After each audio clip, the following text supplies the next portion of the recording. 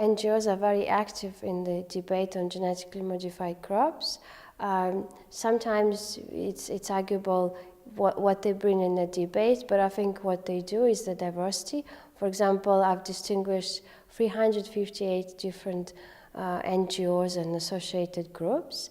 They allow people to translate their questions, fears, ideas. So I think for that we could, that's already useful. I think we can speak about different risk perceptions in countries, for example, in Germany and the UK, and this you could see through the attitudes toward the precautionary principle. Quite often you would see in the literature that Germany applies the strong version of precautionary principle.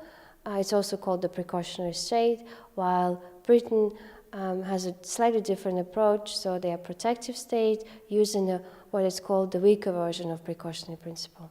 While a lot of debates which are there on the GM crops were initiated by NGOs, but what is also interesting as we discuss comparing the two countries, Germany and the UK, you would see a different landscape in this perspective.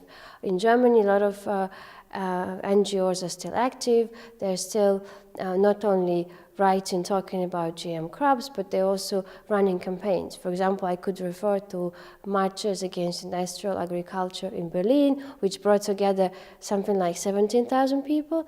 You don't see that in the UK. There are hardly any campaigns against GM crops recently. In Britain, you've got more discussions. There will be online communication. But there will not be any actual campaigns such as, protests, marches. It's just different.